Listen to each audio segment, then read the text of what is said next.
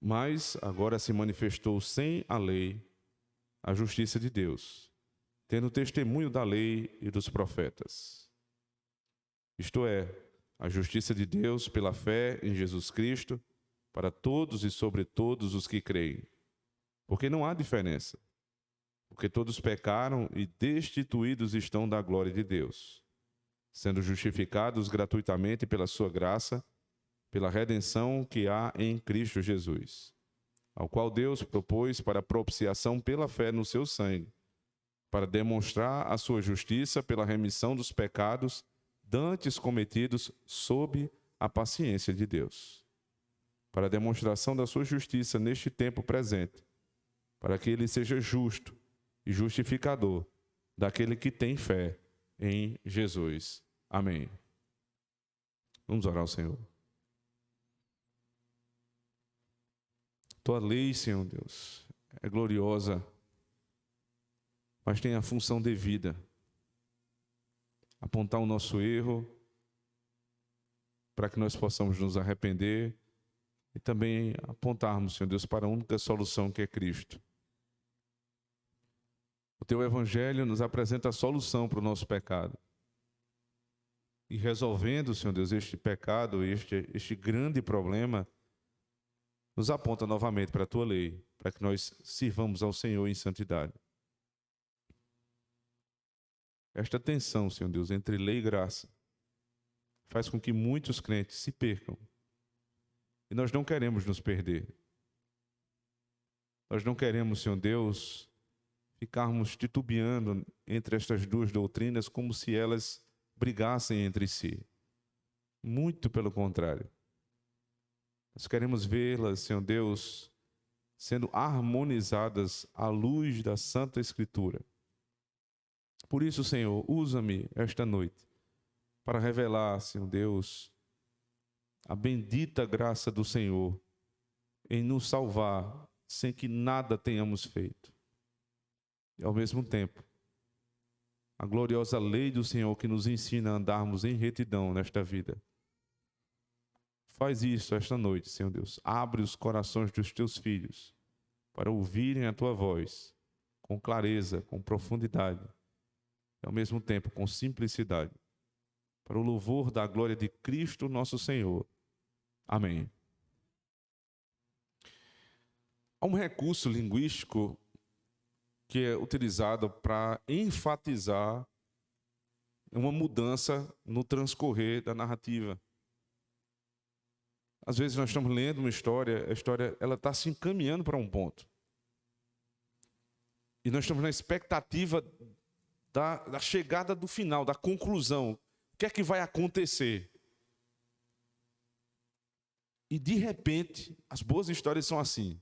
De repente tudo muda. Você está assistindo um filme e o filme parece que ele está seguindo por um caminho. Você já diz, já sei o que vai acontecer, é isso, isso e isso. Os bons filmes não deixam você pensar assim. Você pode até imaginar o final. Você pode até tentar dar 2 passos à frente do que está acontecendo ali. E tentar dizer, isso vai se combinar, vai se juntar a isso e vai combinar naquilo.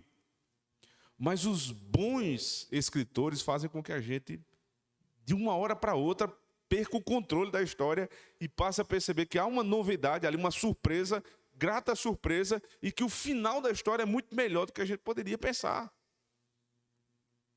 Todas as grandes narrativas são assim.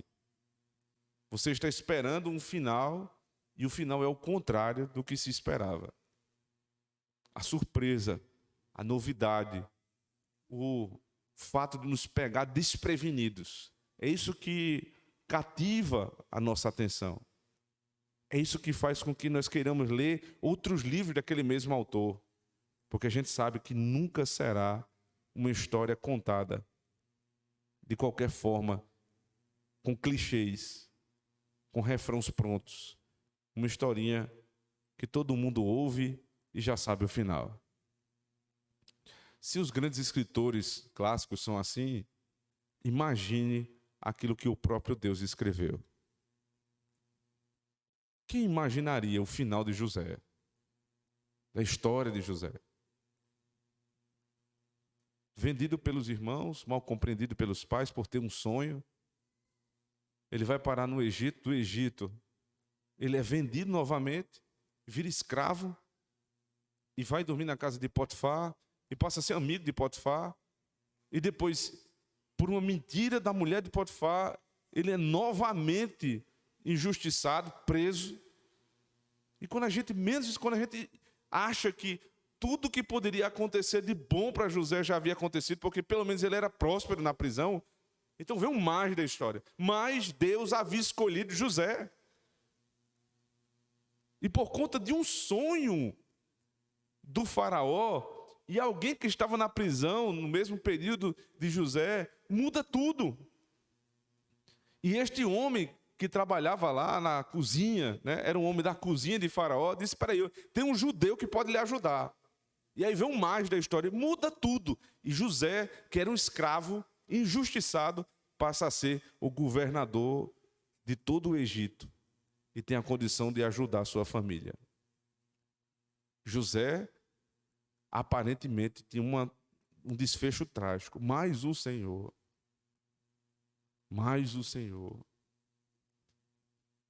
O que dizer de Jonas quando estava lá, dentro da barriga do grande peixe? Perdido. Qualquer um que olhasse para a história dizia: esse aqui já era. Mas Jonas orou. E tudo mudou na história de Jonas. A derrocada dele de sair, descer para o barco, do barco descer lá para o porão do barco, e do porão do barco descer para o fundo do mar. A história conta que ele foi subindo, até chegar no ponto onde Deus queria um profeta de Deus. Mas Deus mudou a história de Jonas. O que diríamos de um pobre menino que nasce numa manjedoura, sob perseguição do governador, do imperador romano, prestes a morrer? Mas esse menino viria a ser o redentor do mundo. A ponto de João Batista, quando olha para ele, já um homem, olha e diz: eis o Cordeiro de Deus que tira o pecado do mundo. Quem diria que Cristo, que Jesus, o filho de José e Maria, como alguns disseram quando ele estava pregando, mas este não é o filho de José? Mas Deus mudou a história que ninguém imaginava. As grandes narrativas da Escritura nos fazem entender, irmãos, que Deus controla a história. E que as histórias aparentemente mais monótonas, mais clichês, mais normais, mudam completamente quando Deus quer. Dona Maria, a senhora mais irrelevante do ponto de vista cultural, né, ou do ponto de vista social, tem histórias com Deus, né, sendo ela uma mulher crente, que os homens mais importantes da cidade não têm. Ela pode dizer: minha vida ia nesse caminho, mas Deus mudou. E esta história desta mulher é a história de todos vocês. Eu tenho certeza absoluta que os irmãos têm inúmeras histórias que iriam por um caminho e você ouve de uma hora para outra que aquilo ali mudou. Mas Deus fez isso por mim. Pois bem, essa história que nós acabamos de ouvir aqui em Romanos 3. Capítulo 1, o apóstolo Paulo disse: os gentios estão perdidos, porque Deus se revelou para eles na revelação geral, e eles, ao invés de dar glória a Deus, deram glória à criatura no lugar do Criador. Perdidos. Capítulo 2, Deus diz: eu me revelei especialmente aos judeus. Eu dei o sistema sacrificial, eu dei os profetas, as profecias, eu dei a aliança, o pacto, tudo foi dado a eles, e eles não me quiseram, me rejeitaram. Perdidos. O apóstolo Paulo chega no capítulo 3, nos versos anteriores a estes, e diz, verso 10, como está escrito: não há um justo, nenhum sequer, não há quem entenda, não há quem busque a Deus, todos se extraviaram e juntamente se fizeram inúteis. Não há quem faça o bem, não há nenhum sequer. A sua garganta é um sepulcro aberto, com as suas línguas tratam enganosamente.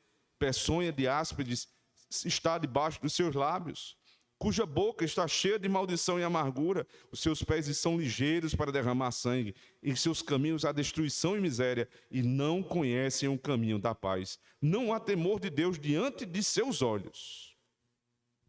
Ora, nós sabemos que tudo que a lei diz, aos que estão debaixo da lei diz, para que toda a boca esteja fechada e todo o mundo seja condenável diante de Deus. Você percebe que a linha de pensamento do apóstolo Paulo é: gentios e judeus estão perdidos. Ambos têm esta descrição do seu ser. Vocês são isso. E pela lei, todos condenados. O que é que se espera em seguida? O que é que eu deveria esperar dessa história? Já que vocês rejeitaram Deus, seja pela revelação geral, seja pela revelação especial, o que vocês merecem é um inferno. Era o que todo mundo deveria esperar dessa história. O verso 20 diz: por isso nenhuma carne será justificada diante dele pelas obras da lei, porque pela lei vem o conhecimento do pecado. Se vocês tentarem a partir de agora fazer tudo que a lei manda, eu já estou avisando, não adianta. Vocês são o que são e não adianta tentar ser outra coisa, porque vocês não vão conseguir. Isso aqui é uma encruzilhada, no melhor sentido da palavra, no sentido, né, de espiritismo baixo. Mas é uma situação onde você não consegue sair. Você rejeitou Deus e a tua natureza é corrompida. Você não consegue nem buscar Deus sozinho. O que é que se espera agora? Condenação. Porém, entretanto, contudo, verso 21, mas agora. Pois essa é a hora que a gente dá alívio, né? Que você respire.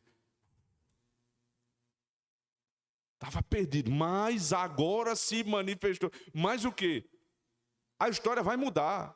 O caminho que você esperava não vai ser clichê. Você não vai para o inferno. Porque Deus se manifestou. Mas agora se manifestou sem a lei, a justiça de Deus. É a hora de receber conforto.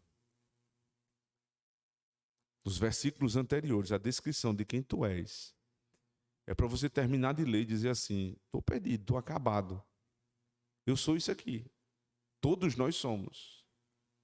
Mas se manifestou sem a lei a justiça de Deus. Vamos entender isso aqui. Como assim? Quer dizer que o apóstolo Paulo está dizendo que Deus se manifestou na justiça sem a lei? Como é que pode haver uma justiça sem a lei? Ora, o que é que queriam os judeus? Os judeus queriam que, por meio das obras da lei, eles alcançassem a salvação. Os fariseus pensavam nisso. Os gentios achavam que poderiam alcançar Deus tentando de alguma forma desenvolver uma espiritualidade. Ambos estavam errados. Então, por estas leis, vocês não vão encontrar salvação. É sem esta lei, é sem a lei do homem, é sem a tentativa humana de se salvar. Então agora, mais agora, se manifestou a justiça de Deus sem a lei do homem, sem as tentativas humanas, pela graça. Ou pela justiça de Deus. A justiça de Deus é a justiça que procede de Deus, que vem de Deus, que tem origem em Deus. Portanto, o contraponto da justiça de Deus é a justiça do homem. Pela justiça do homem, ninguém se salva. Por quê? Porque vocês são o que eu acabei de dizer, nos versos anteriores. E aí a conclusão é que vocês devem estar de boca fechada. Veja, verso 19. Ora, nós sabemos que tudo que a lei diz aos que estão debaixo da lei, o diz para que toda a boca esteja fechada. Sabe o que é que você precisa dizer? Nada. Fique calado, porque você não tem que dizer nada diante de Deus. Não há um argumento, não há uma evidência da tua boa vontade. Nada contribuirá para o teu benefício se você tentar se justificar diante do Senhor. Por quê? Você é assim. A tua natureza é assim. Portanto, fique calado, para que toda boca se cale. Fariseu, se cala. Saduceu, se cala. Gentil, se cala. Não há um argumento diante de Deus. Porque sem lei se manifestou a lei, a justiça que procede de Deus. Deu para entender? Pelas minhas obras, pelas minhas tentativas é impossível, porque eu sou o que a Bíblia diz que eu sou. A minha reação tem que ficar calada. Eu preciso me calar diante do Senhor. Não há justificativa. Mas Deus se manifestou pela sua própria justiça para me conceder salvação. Aí ele diz: tendo o testemunho da lei e dos profetas. Portanto, irmãos, o que ele está falando aqui não é nada novo. Porque alguém pode achar que isso aqui é novidade do apóstolo Paulo. Que os judeus estavam certos até ali, porque lhes foi ensinado que a salvação era pelas obras. Isso não é verdade. Não é verdade. Porque o que foi anunciado a Adão, ainda no Éden, quando ele pecou? O nosso Senhor disse a Adão, em Gênesis 3, verso 15, que viria um filho, né, da mulher, e este filho da mulher esmagaria a cabeça da serpente, o chamado proto-evangelho, a primeira vez que o evangelho é anunciado. O que foi que Adão fez para ser salvo? Absolutamente nada. Ele creu na promessa, e a prova que ele creu na promessa é que ele muda o nome da mulher dele, de varoa para mulher, para mãe de filhos. Eva é mãe de filhos. Por que ele muda? Porque é Eva que vai dar origem à promessa. A mãe de filhos terá o filho que será o Redentor. É a esperança na promessa do Evangelho que faz ele mudar até o nome da mulher dele. Então não era pelas obras, era pela graça. Abraão, quando ouviu, ainda como um adorador de ídolos, lá em Ur dos Caldeus, ouviu a promessa do Senhor: sai da tua terra e da tua parentela para a terra que eu hei de te dar. Ele deixou tudo para trás. Mas qual foi a grande obra de Abraão? Nenhuma obra. Foi fé. Ele deixou e seguiu por fé. O que fez Moisés, um homem criado dentro da casa de Faraó, deixar todos os benefícios, todos os confortos da casa de Faraó para ser uma espécie de mediador de Deus? A Bíblia diz que porque Moisés viu mais glória em servir a Deus do que servir a Faraó. Porque ele creu nas promessas do Senhor. Porque Davi foi o rei que foi, servindo ao Senhor? Porque ele creu na aliança que Deus tinha feito com ele.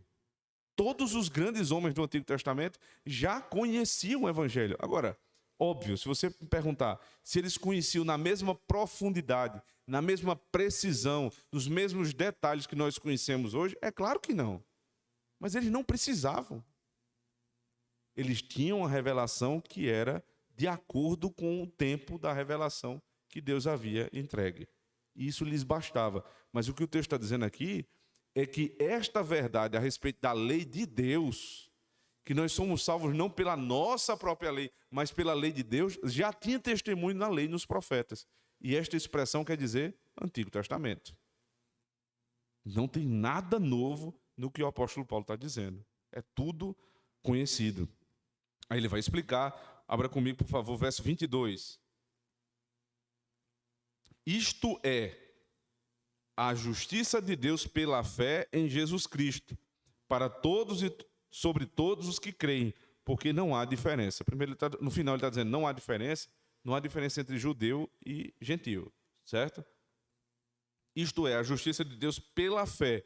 A justiça de Deus é de Deus, procede de Deus. Mas como pode ser minha justiça? Aí ele explica, pela fé, por meio da fé. Então a fé, logo a fé, não é o fundamento da salvação, é o meio da salvação. Porque a salvação vem pela justiça de Deus, a justiça de Cristo. A justiça de Cristo só é possível porque ele encarnou. Ele é Deus e ele é homem. Em encarnando, ele viveu a minha vida, ou seja, cumpriu a lei todos os dias da vida dele, morreu a minha morte e ressurgiu a minha futura ressurreição. Por isso, esta é a obra completa de Cristo.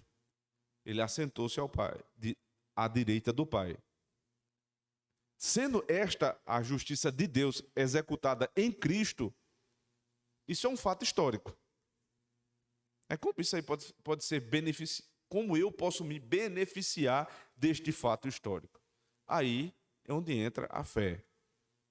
A fé é o meio pelo qual o fato histórico ocorrido há 2000 anos, quando um homem que é Deus vive, morre e ressurge dos mortos, passa a ser a minha história. Eu creio que ele é o meu Redentor. Esse é o papel da fé. É o meio, não é o fundamento. Porque é tão necessário pensar dessa forma, irmãos, e muitas vezes ouvir isto. Porque há um afã da nossa época, um desejo muito forte na nossa época, de falar que nós devemos ter fé. Mas não explicar a fé em quê? As pessoas dizem, até mesmo no ambiente de trabalho, no ambiente corporativo, é bom que você exercite algum tipo de espiritualidade. Algum tipo.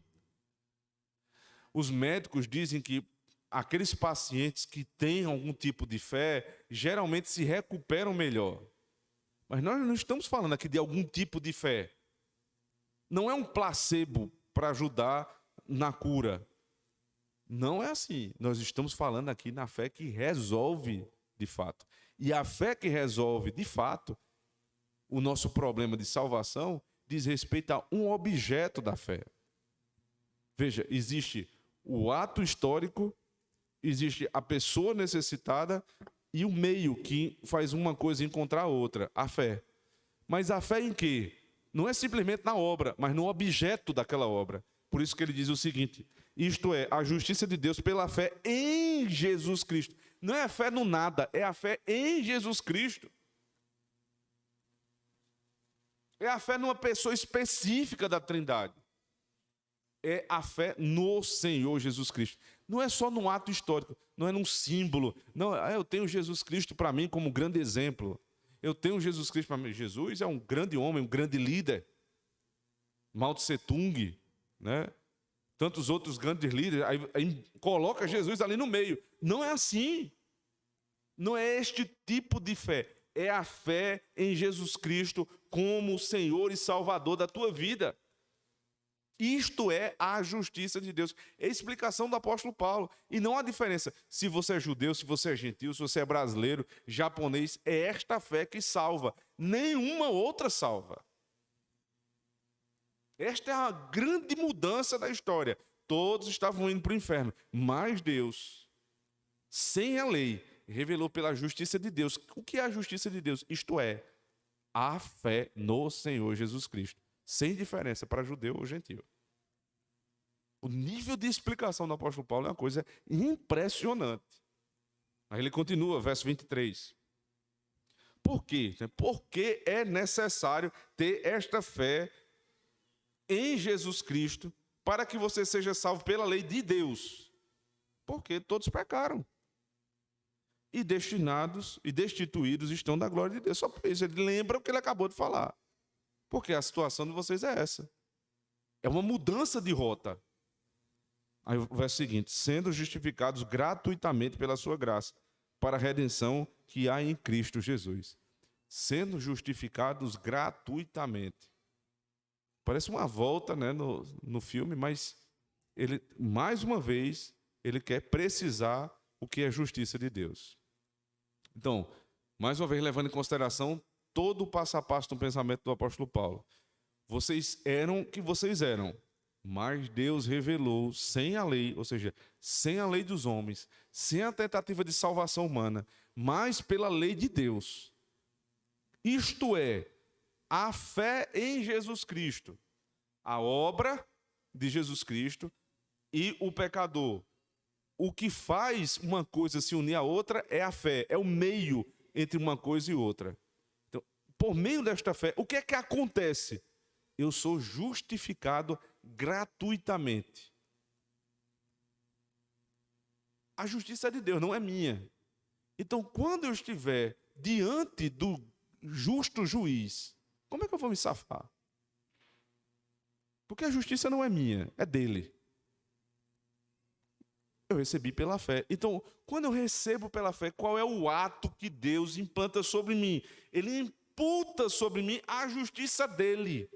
Então, o ato histórico acontecido há 2000 anos chega a mim por meio da fé. O que é que acontece em mim? Ou o que é que acontece em mim diante do Pai? Eu sou declarado justo pelo justo juiz. A obra é o fundamento. A salvação, o meio é a fé. O que é que esta fé que vem gratuitamente para mim me traz? Justificação.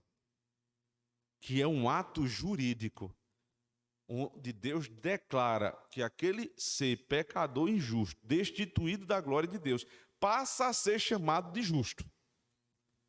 É por isso que você lê a história de Abraão, por exemplo, e você vê que Abraão era um pecador. Não lembram? Abraão mentiu a respeito da esposa dele. Ela era meia-irmã dele, mas era sua esposa. E quando ele estava diante de uma situação difícil, ele só falou que ela era irmã. E omitiu que ela era esposa. A ponto de um rei daquele povo quase se deitar com ela. Não fosse um sonho que Deus deu àquele homem, revelando o que estava acontecendo, ele tinha se deitado com a mulher. Aí ele volta para Abraão e diz: rapaz, você não tem juízo, você é louco. Eu seria condenado por Deus por conta da tua omissão. E ele disse: eu tive medo e não falei.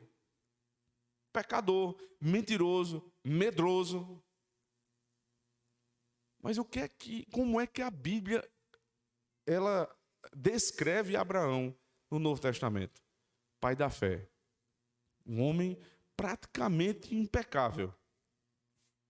Mas a gente sabe que a história dele não é bem assim. Então, como é que Abraão, que era assim, por exemplo, Davi é chamado um homem segundo o coração do Senhor. Eu preciso repetir para vocês o que foi que Davi fez?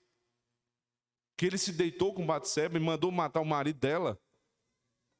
Pois bem, este homem é considerado na Escritura um homem segundo o coração de Deus. Sabe por quê? Porque ele foi justificado gratuitamente diante do Senhor. É uma declaração. É um ato jurídico de Deus diante do tribunal dele. E para que isso serve, irmãos? Para que eu possa olhar para os irmãos e sabendo que os irmãos são pecadores e os irmãos olharem para mim e sabendo quem eu sou. Sabendo em parte, né? Eu sei muito mais, né, misérias a meu respeito do que os irmãos sabem, e Deus sabe muito mais do que eu. Eu vi uma coisa interessante essa semana, né? Alguém dizendo assim: passei num lugar e vi que estavam falando mal de você. Aí a mulher disse assim: opa, que pena que eu não estava lá. Poderia contribuir com muitas outras misérias a meu respeito que essas pessoas não sabiam e eu podia dizer.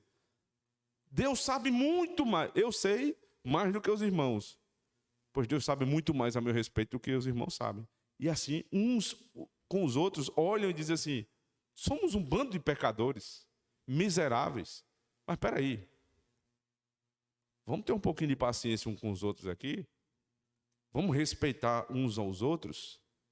Porque estando todos destituídos da glória de Deus, estamos na mesma situação.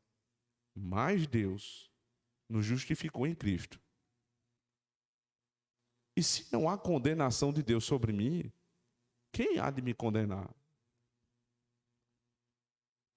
Se não há condenação de Deus sobre mim, quem há de me condenar? Nós aprendemos a ter mais paciência uns com os outros. Nós aprendemos a ter mais cuidado em falar uns dos outros. Porque é um ser justificado por Deus que está diante de mim. E ele fez isso livremente. Ele não fez como dizem os papistas, né? Matthew Henry, ele comentando esse versículo, ele diz assim: a justificação de Cristo sem justificativa humana. Em nós, como os papistas dizem, mas pelo favor gracioso de Deus para conosco, sem qualquer mérito em nós mesmos ter sido previsto. E para tornar isso mais enfático, ele diz que é gratuitamente pela sua graça, para mostrar que isso deve ser entendido por graça no sentido mais próprio e genuíno. Ele está combatendo aqui o erro da justificação que emana dos papistas, né? Que é uma heresia papista. O que é que eles dizem? É a justificação infundida. Até mencionei isso aqui dias atrás. Deus previu que eu seria um homem justo, então ele infundiu justiça em mim. Isso está errado. Não somente os papistas, mas também muitos arminianos pensam assim. Que Deus infundiu, ele viu, ele previu, por isso me elegeu. Isso está errado. A Bíblia diz que todos estavam destituídos da glória de Deus. Deus não viu nada de bom em nós. Absolutamente nada. Ele livremente, por isso que o apóstolo Paulo insiste aqui no verso 24, sendo justificados gratuitamente pela sua graça. Veja, gratuitamente pela graça é redundância. O que é gratuidade? Dar uma coisa sem cobrar nada. E o que é graça? É um favor imerecido. É a mesma coisa. Mas ele repete, a justificação é pela graça gratuitamente. Para que ninguém ache que fez alguma coisa para receber. A segunda parte do verso 24, ele diz, pela redenção que há em Cristo Jesus, ao qual quem? Cristo Jesus, propôs para propiciação pela fé no seu sangue, para demonstrar a sua justiça pela remissão dos pecados dantes cometidos sob a paciência de Deus. Esse Jesus Cristo, ele propôs esta salvação, esta justificação, não do nada. Porque veja só, a justiça de Deus precisava ser satisfeita. Então, por isso que ele veio para o mundo e morreu. Agora, qual é o significado dessa morte? Nós já aprendemos como é que nós nos apropriamos dos benefícios, qual é o ato que acontece em nós somos justificados por meio da fé, segundo a obra de Cristo. Mas o problema é, o que é essa obra? Qual é a função na salvação dessa obra? Aí ele usa a linguagem do Antigo Testamento para explicar. Verso 25, ao qual Deus propôs para propiciação pela fé no seu sangue. Eu queria que você abrisse comigo Êxodo capítulo 24, por favor. Êxodo 24.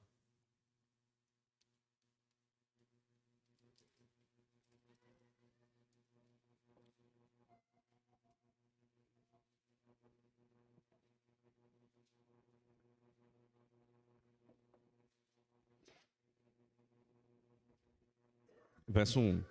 Depois disse a Moisés, sobe ao Senhor, tu e Arão, Nadab e Abiú, e 70 dos anciãos de Israel, e adorai de longe. E só Moisés se chegará ao Senhor, mas eles não se cheguem, nem o povo suba com ele. Veio, pois, Moisés e contou ao povo todas as palavras do Senhor e todos os estatutos. Então o povo respondeu uma voz e disse, todas as palavras que o Senhor tem falado, faremos. Moisés escreveu todas as palavras do Senhor e levantou-se pela manhã de madrugada e edificou um altar ao pé do monte e 12 monumentos, segundo as 12 tribos de Israel. E enviou alguns jovens dos filhos de Israel, os quais ofereceram holocaustos e sacrificaram ao Senhor sacrifícios pacíficos de bezerros. E Moisés tomou a metade do sangue e a pôs em bacias, e a outra metade do sangue aspergiu sobre o altar.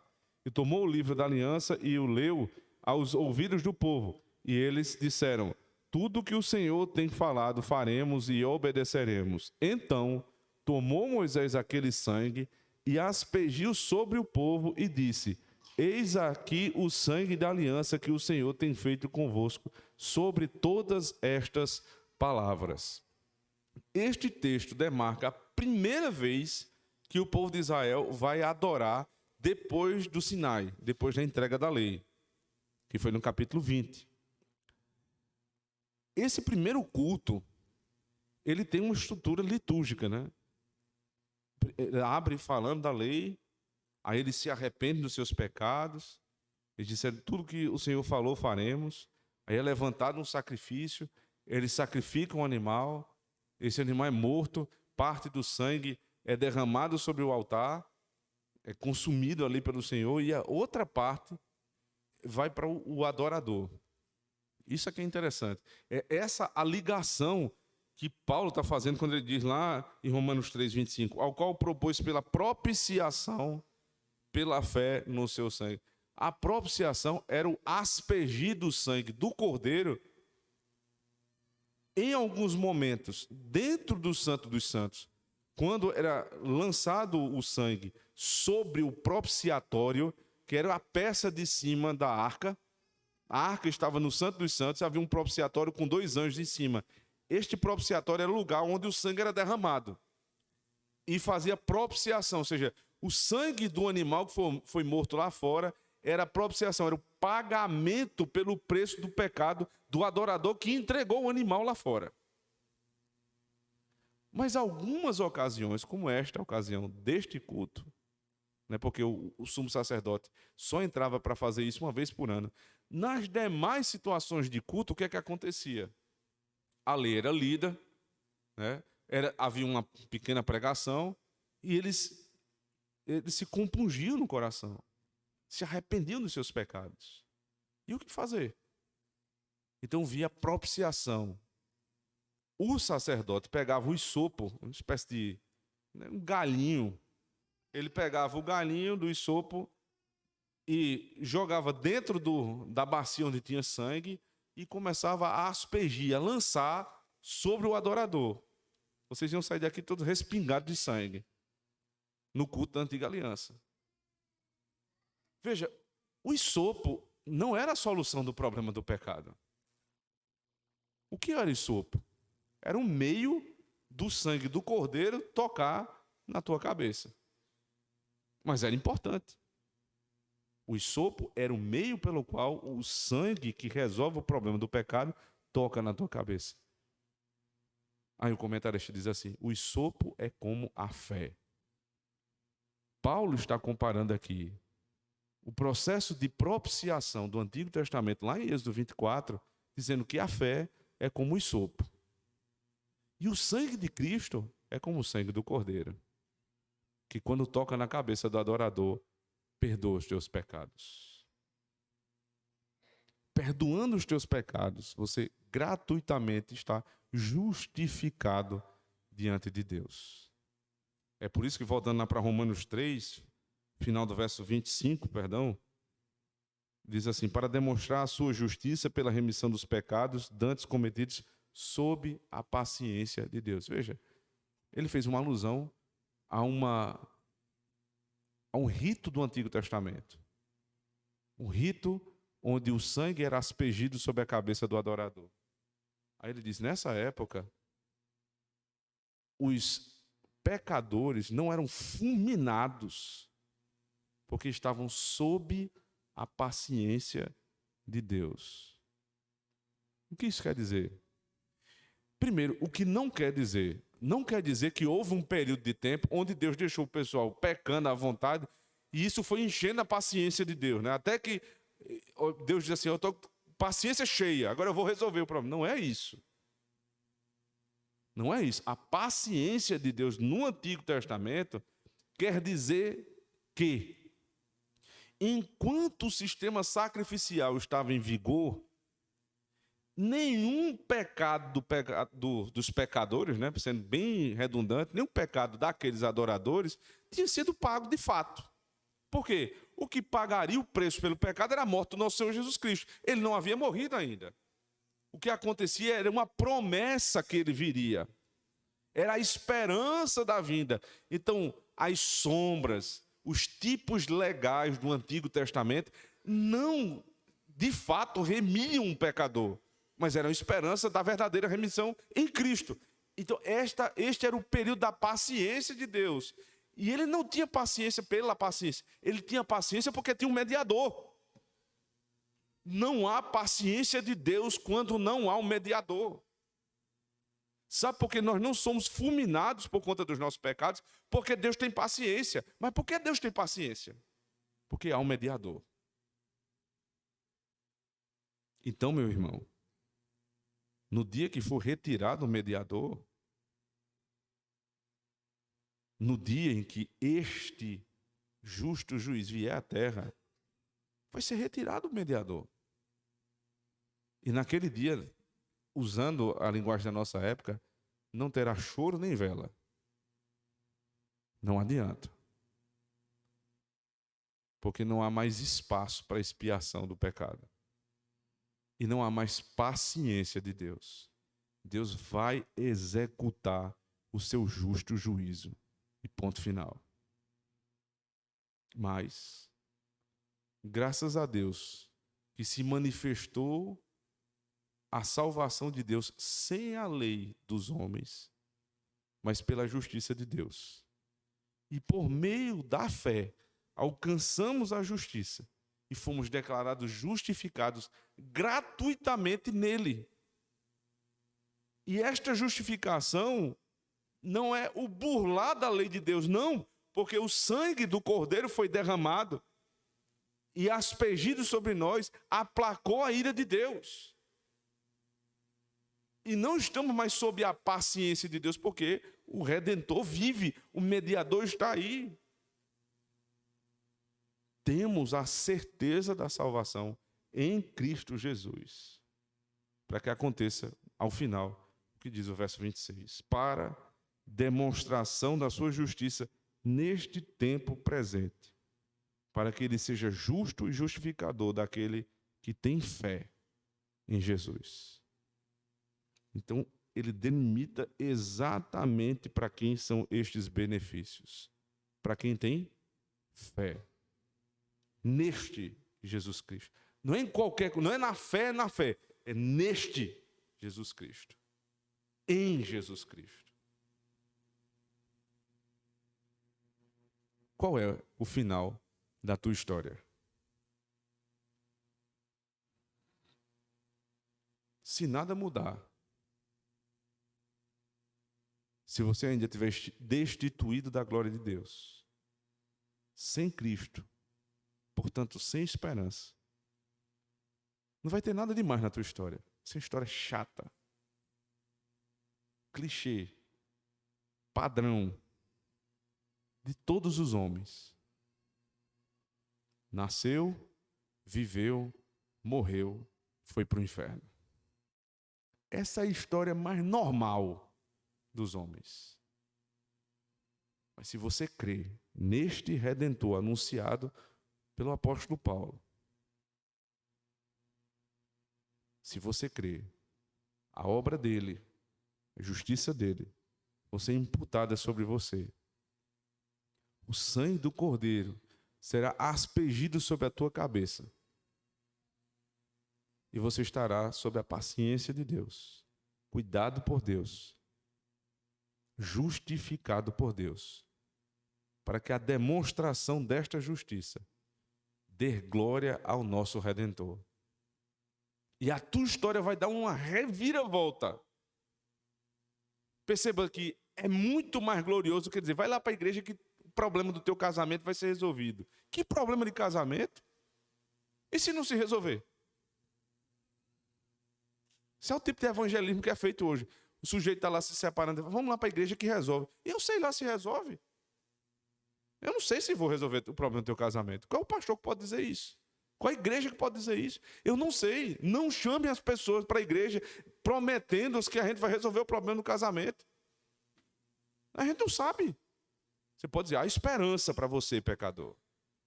Para o seu casamento, se Deus quiser. Agora, uma coisa é certa, você vai ouvir pregação genuína, verdadeira. E se for da vontade de Deus, Deus vai resolver o problema do teu casamento, é verdade. Do teu casamento com Ele. Do teu relacionamento com Ele.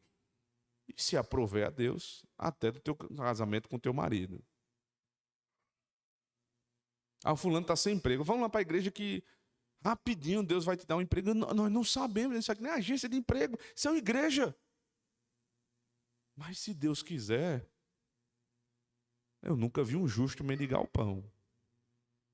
Nós primeiro vamos apresentar a ele o pão da vida. E se ele se alimentar em Cristo, nada ele vai sentir falta. É esta a mensagem que nós temos para oferecer para aqueles que vêm até esse lugar.